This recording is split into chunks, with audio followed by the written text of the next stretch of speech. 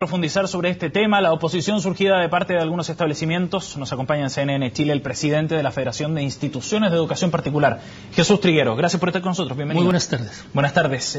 Me imagino que existe preocupación, ya lo veíamos en la nota. ¿Qué es lo que principalmente preocupa a la Federación? ¿El cambio en sí mismo o los detalles, ¿no? El cómo se va a implementar estos cambios? Claro, o sea, el tema del financiamiento compartido no es una preocupación en sí misma. Lo que, de acuerdo a la propuesta de gobierno, se dice que paulatinamente irá disminuyendo el financiamiento compartido, claro, a medida que vaya aumentando la subvención. Entonces, el tema del financiamiento compartido es una herramienta, una herramienta que no ha sido creada por la FIDE, no ha sido creada por ninguna institución particular, sino fue creada en el gobierno de Frey, tengo entendido, cuando era ministro de Educación Jorge Arrate, y era jefe de presupuesto Juan Pablo Arellano. Ahí se creó el financiamiento compartido y se instó a los colegios que, debido a la subvención baja que se tenía, pudiesen adscribirse y entrar en este financiamiento compartido. En el caso de nuestra federación, es una federación muy plural. Hay colegios particulares pagados, subvencionados, de financiamiento compartido, rurales, religiosos, de congregaciones, laicos, etcétera. Démosle una dimensión. ¿Cuántos establecimientos son los que reciben? La federación aglutina 850 colegios de Arica a Punta Arenas. ¿Y cuántos de los particulares subvencionados reciben copago? De ellos, el 47% de nuestros establecimientos, equivale más o menos a unos 330.000 alumnos, ellos reciben financiamiento compartido, esos establecimientos. El 40% es gratuito total y el 13% es particular pagado. Entonces, es ahí donde está centrado no un nerviosismo exacerbado, sino una preocupación. ¿Cuál es la preocupación? La preocupación es un poco la forma cómo, no el qué. El financiamiento compartido, según se presenta, es que el copago de los padres iría disminuyendo a medida que el Estado fuese aumentando la subvención. Claro. Ahí no habría problema. Ahí no habría problema siempre que todos los establecimientos recibiesen la misma subvención. Porque aquí el tema no está si es particular pagado o municipal, sino que hay un alumno vulnerable. ¿Dónde? Necesitado. En el particular subvencionado, en el municipal, y que reciban la misma subvención. Actualmente no es así. Se recibe una subvención base igual el particular subvencionado y el municipal. Pero hay unos ítems más, hay unos ingresos más de fondos, el caso de jubilación de los profesores, el caso de infraestructura que ahora se ha nivelado ya con el particular, que hay un fondo para las municipalidades para que arreglen su gestión si ha sido deteriorada, etcétera, y eso no lo reciben los particulares. Entonces, el copago presentado como lo estábamos viendo, en la medida que se nivele, no debería haber problema. El tema es el cómo. Y las implicancias que eso tiene para los que acogieron el financiamiento compartido en su tiempo. ¿Ustedes temen que, en definitiva, pueda haber una discriminación finalmente y que se discrimine precisamente a algunos colegios por su religión, por ejemplo, por los principios que rigen aquella institución, etcétera? Ese tema como que está un poco más en el terreno de los supuestos, ¿verdad? Entrar a pensar de que porque se ha definido el gobierno como que quiere una educación laica, y plural, etcétera, significa que va a haber una, entre comillas, persecución de un credo. Eso no es un tema en el cual, en este momento, digamos, eso nos preocupa porque no está dicho en ninguna parte. Lo que nos preocupa es el cómo se va a implementar este financiamiento compartido. Por ejemplo, mira, de los 330.000 alumnos, es decir, el 47% de nuestros colegios que tienen financiamiento compartido, se acogieron a ese financiamiento. Los sostenedores particulares de congregación religiosa, de lo que sea, adquirieron unas deudas porque para mejorar su calidad pidieron préstamos. Si el financiamiento compartido se nivela en la línea de subvención, no puede ocuparse la subvención para deudas de infraestructura.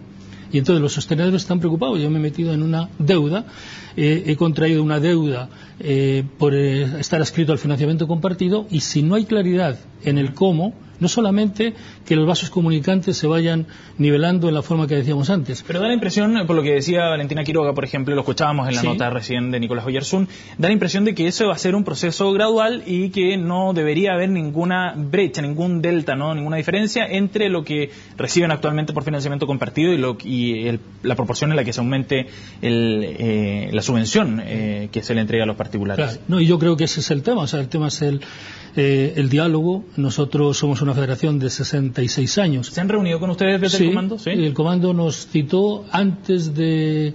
O sea, hace unas semanas atrás, cuando el comando estaba recibiendo información de las distintas instituciones. No era un diálogo de decir cómo lo van a hacer ni nada, sino que escuchándonos cuál era nuestra misión, nuestra visión, cuáles serían nuestras necesidades, cuáles eran nuestras preocupaciones. Alguna de ellas les presentamos, alguna de las que presentamos eran esta, y nos dijeron eso mismo. Pero, señor don Jesús, ¿usted entiende que finalmente el objetivo, el terminar con la segregación, es algo positivo o total, no? ¿Sí? Total, y el terminar con el copago, total. Ajá. Pero el tema es en qué forma, ¿verdad? Sí. O sea, si se dice, mira, se va a terminar el copago recibiendo una subvención como la que se recibe, eso es incomprensible. O sea, no ¿Podría llevar a la quiebra, por ejemplo, algunos establecimientos? Podría llevar a la quiebra por la forma que te estaba explicando antes de los sostenedores. Pero yo diría que también llevaría a una mala calidad de educación, porque a la larga el copago no es un tema de que se adjunten o se lleven más fondos porque se va a lucrar, sino que son más fondos para entregar calidad de educación. Pero si esos fondos no están, la calidad de la educación va a ser menor. Es que ahí usted tocó otro tema importante también, el del lucro, ¿no? Claro. Y aquí se busca terminar con el lucro también cuando hay recursos públicos involucrados. Sí, claro, pero yo creo que no está correlacionado financiamiento compartido y lucro. O sea, lo que te puedo decir de mi federación, la que presido, es que ningún sostenedor de financiamiento compartido está viajando en Cancún, tiene un Mercedes-Benz en la puerta ni nada, sino que está luchando para que al final de mes la subvención que recibe con el copago que le dan los padres pueda cubrir el sueldo de los profesores y algunas innovaciones que también se quiere hacer en el colegio. Indudablemente que en todas las partes puede haber abusos. Bueno, para eso tenemos una superintendencia de educación que realmente supervise, y aquel colegio que lucre con fondos del Estado debe ser sancionado. En eso nosotros estamos plenamente de acuerdo. Perfecto. Ahora, eso es muy interesante porque se tiende a pensar precisamente que se oponen al término del financiamiento compartido como una defensa finalmente de aquello. No, y yo creo que la oposición, que no sé si la palabra es la correcta, yo diría más bien preocupación, más que oposición. La preocupación es en el cómo. Si esto, como hemos escuchado en la nota, se va incrementando en forma paulatina, en forma dialogada, de tal manera que a la larga el alumno sea el beneficiado por la calidad de la educación y los fondos que se reciben son los adecuados, yo creo que en ese caso no debería haber problema. Hay un tema de herencia, que te digo, de los sostenedores que adquirieron deudas, y si la fórmula esta no se puede emplear ningún fondo de la subvención, van a quebrar. Eso sí que es cierto. Ahora, lo que sí me imagino que ustedes están defendiendo es la posibilidad de que los colegios particulares subvencionados se sostengan en el tiempo. Sí, claro. Y aquí se mantenga este modelo mixto, ¿no? Claro. No, nosotros somos unos defensores de la provisión mixta, lo consagra nuestra Constitución, que debe haber colegio particular pagado, particular subvencionado, municipal, etcétera. ¿Por qué es tan importante la presencia de los particulares subvencionados?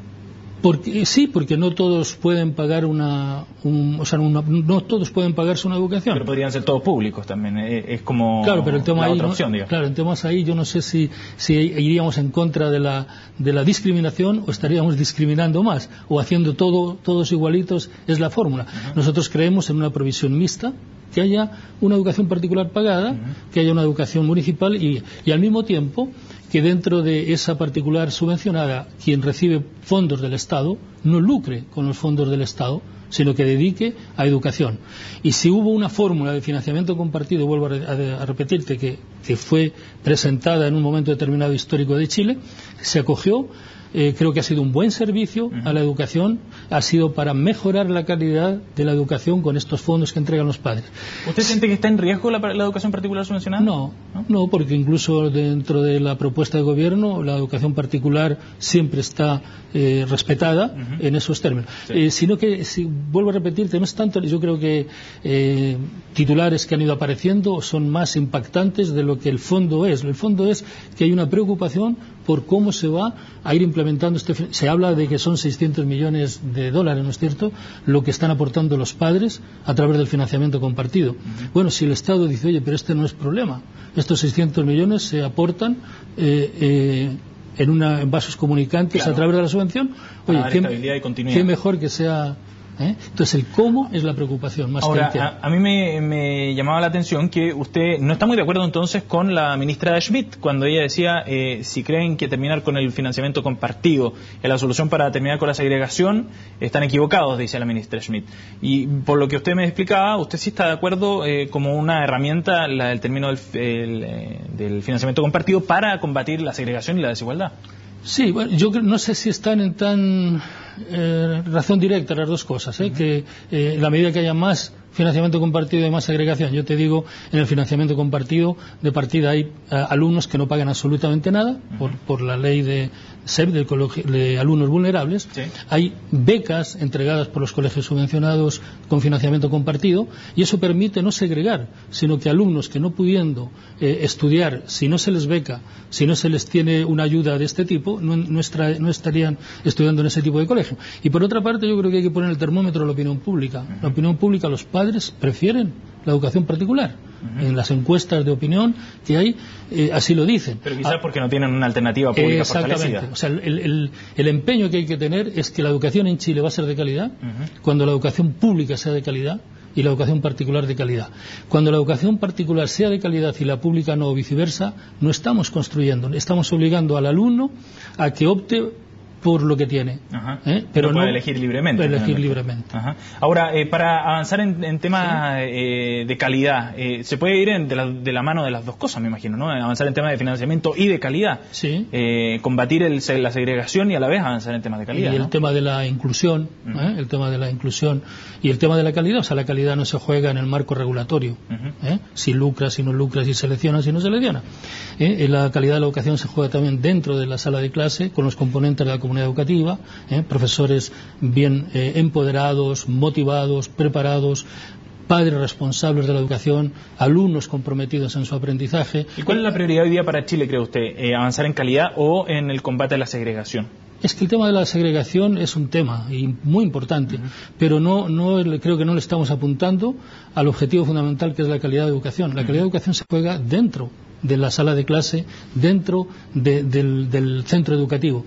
Entonces, yo no diría que cuál es primero, sino cómo abordamos los dos sin que por jibarizar uno queremos que crezca otro o viceversa. Ahora, para terminar, don Jesús, ¿cuáles van a ser las acciones que van a seguir adelante la Federación? ¿Tienen algo preparado? ¿Van a recurrir a la justicia eventualmente o no? No. Nosotros primero lo que queremos es que se clarifique el modo, el cómo se va a implementar. Eso me imagino que será después del 11 de marzo. Por supuesto, y dialogar. Nosotros hemos tenido mesa de trabajo con todos los ministerios de todos los colores políticos que nos han precedido, y esperamos tener una mesa de trabajo igual. O sea, nosotros queremos una línea de colaboración y que realmente el tema de la prensa, el tema de las cuñas en los diarios, etcétera, que eso sea un recurso muy posterior. Primero, en el diálogo, yo creo que se pueden hacer muchas cosas. Indudablemente, cada uno defiende los intereses del sector que está representando, ¿verdad? Muchas gracias por haber venido,